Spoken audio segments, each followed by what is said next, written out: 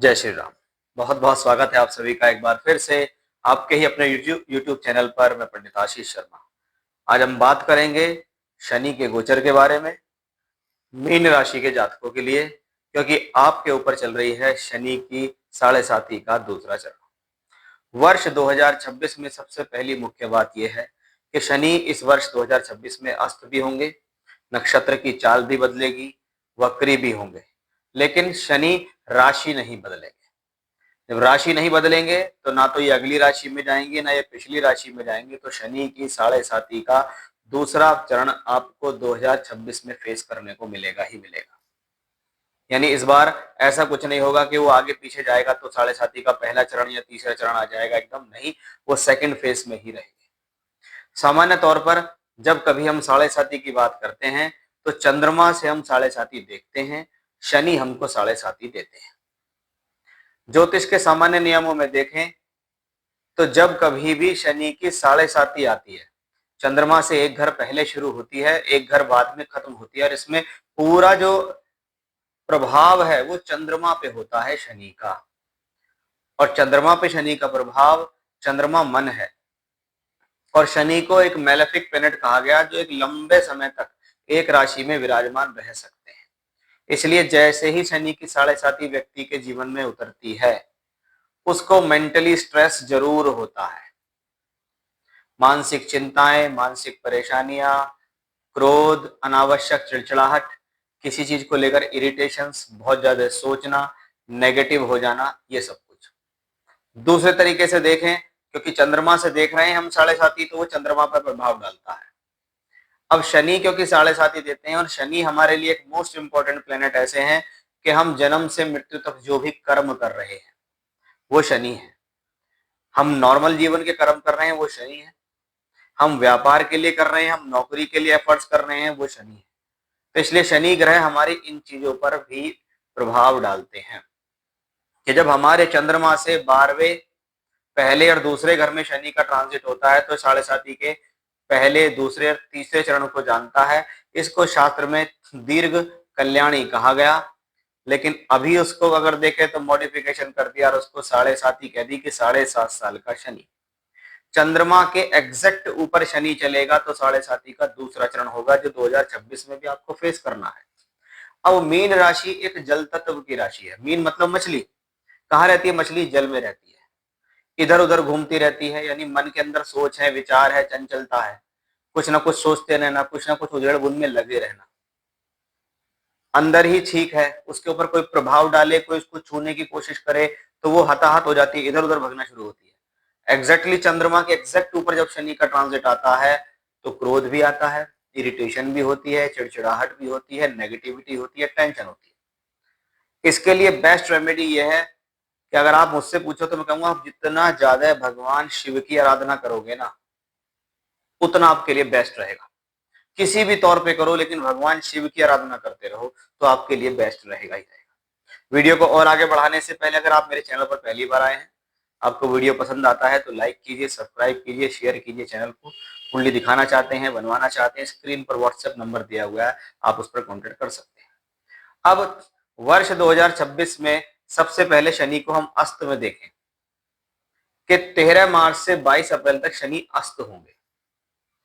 शनि अस्त होंगे तो इसमें दो चीजें हैं। पहला, कर्म कारक ग्रह शनि है, दूसरा साढ़े साती देने वाला ग्रह शनि है। जहां एक तरफ इस दौरान कुछ स्ट्रेस कम होता दिखाई देगा, तो वहीं प्रोफेशनल लाइफ भी कुछ डाउन होती दिखाई देगी। यानी एक तरफ मानसिक हेल्थ ठीक हो रही है, लेकिन वहीं प्रोफेशनल लाइफ का स्ट्रगल बढ़ रहा है, क्योंकि कर्म कारक ग्रह अस्त हो रहा है। शनि आपकी राशि से 12वें और 11वें घर के मालिक है। 12वां घर जो खर्च का है, नुकसान का है, एक्स्ट्रा एफर्ट्स का है।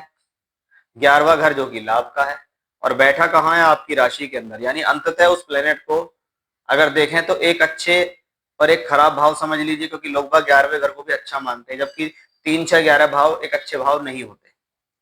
तो आपके लिए देखा जाए तो शनि एक चैलेंजिंग प्लेनेट के रूप में है, और वो चैलेंज आपको वो देंगे। अगर वो कर्म कारक आपकी राशि में बैठते हैं और आपकी राशि से बैठकर 10th हाउस को दृष्टि देते हैं, तो इसकी सीधी सीधी बात है कि परिश्रम ज्यादा कराएंगे, स्ट्रेस देंगे, प्रोफेशनल लाइफ में हार्ड स्थितियां बनाएंगे, इसमें कोई डाउट नहीं है, क्योंकि ये 7.5 का सेकंड फेज है। इसमें अच्छी बात क्या है कि अगर शनि अपने नेगेटिव रिजल्ट दे रहे हैं 7.5 के थ्रू, एक्स्ट्रा एफर्ट्स लगवा रहे हैं, मेहनत ज्यादा हो रही है, संघर्ष ज्यादा हो रहा है, तो 2 जून से लेकर 31 अक्टूबर तक बृहस्पति उच्च के होंगे आपकी राशि से पंचम भाव में होकर। वही बृहस्पति शनि की 11वें घर की राशि को भी देखेंगे और शनि को भी दृष्टि देंगे। इसलिए ये समय काफी हद तक बेटर होगा, काफी हद तक रिलीफ देने वाला मिलेगा। अब इसी दौरान अगर आप देखिएगा तो 27 जुलाई से लेकर 11 दिसंबर तक शनि वक्री भी रहेंगे। हम बात कर रहे थे 2 जून से लेकर 31 अक्टूबर तक बृहस्पति उच्च के होकर शनि को दृष्टि देंगे, तो 27 जुलाई से 11 दिसंबर का समय में शनि वक्री भी होंगे। लेकिन एक समय ऐसा होगा जब प्लेनेट उच्च की दृष्टि से दृष्ट भी होगा और वक्री भी होगा। और मैं हमेशा से कहता हूं कि जब प्लेनेट्स वक्री हो, केंद्र त्रिकोण में हो, तो वो प्लेनेट बली होते हैं, क्योंकि सूर्य से दूर होने के कारण प्लेनेट बली वक्री होता है। यानी वो वहां पर कंफर्ट फील करता है कि भाई मैं वक्री हो गया, मेरे अंदर एक एक्स्ट्रा बल बढ़ गया, मेरे कार्य करने की क्षमता बढ़ गई, मेरी प्रोफेशनल लाइफ में मुझे कुछ अच्छा मिलेगा। कब? जून से लेके लगभग नवंबर तक का जो समय है, वो आपकी प्रोफेशनल लाइफ के अंदर एक स्ट्रेंथ को पैदा करता दिखाई देगा। कब से कब तक? जून से लेकर नवंबर तक, क्योंकि उस दौरान शनि वक्री भी होंगे, उसी दौरान शनि उच्च के बृहस्पति से दृष्ट भी होंगे। इसलिए ये एक बहुत बेटर कॉम्बिनेशन है वर्ष 2026 का। अब शनि को अगर हम देखें तो शनि की नक्षत्र की चाल भी बदलती है। इस वर्ष 2026 के अंदर अगर हम देखें तो शनि की जो चाल है वो 2026 में अधिकतम समय में अगर देखें तो वो अपने ही नक्षत्र में गोचर करेंगे। आप देखिएगा तो जनवरी की शुरुआत से लेकर और 17 मई तक शनि उत्तरी भाद्रपद नक्षत्र में रहेंगे। उसके बाद 9 अक्टूबर से दिसंबर के अंत तक भी शनि उत्तरी भाद्रपद नक्षत्र में रहेंगे। यानी शनि का जो मोस्ट ऑफ ऑल टाइम है वो स्वयं अपने नक्षत्र में है।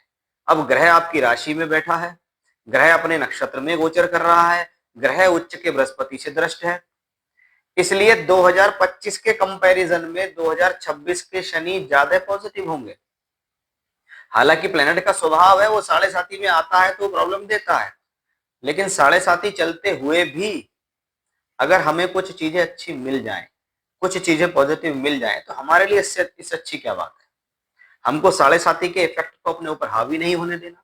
हमें भगवान शिव की आराधना करनी है, हम मेडिटेशन करें, हम रुद्राष्टकम का पाठ करें, हम लिंगाष्टकम का पाठ करें, हम शिवाष्टक स्तोत्र पढ़ें, हम महामृत्युंजय मंत्र करें, मृत्युंजय कवच करें, हम रुद्राभिषेक करें, हम शिवलिंग पे जल चढ़ाएं, हम रुद्र गायत्री का जप करें। जो आपको ठीक लगता हो उसको नित्य प्रतिदिन की पूजा में बनाइए। ये बहुत बेनिफिशियल होगा, क्योंकि जब अच्छा समय आएगा, जब प्लेनेट अच्छा देने की कोशिश करेगा, जब वो अपने नक्षत्र की चाल में चल रहा होगा, जब वो वक्री होगा, जब वो गुरु से दृष्ट होगा उच्च के, तो वो समय आप ठीक होने चाहिए।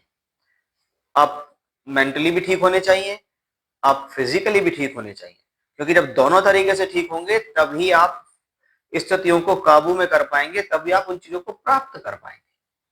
तो यहां आप समझ लीजिए कि 2025 से ज्यादा बेटर शनि है 2026 में। और उसके पीछे रीजंस क्या है वो मैंने आपको बताए हैं कि क्योंकि प्लेनेट तो पहले भी मीन में था और अभी भी मीन में, तो इतना फर्क क्या आया?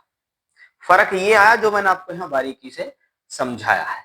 तो ये था हमारा आज का विषय कि मीन राशि के जातकों दूसरा चरण आप पर चल रहा है, वो दूसरा चरण आपको क्या दे सकता है और इस बार वो क्यों पॉजिटिव है, उसके बारे में मैंने आपको जानकारी दी है।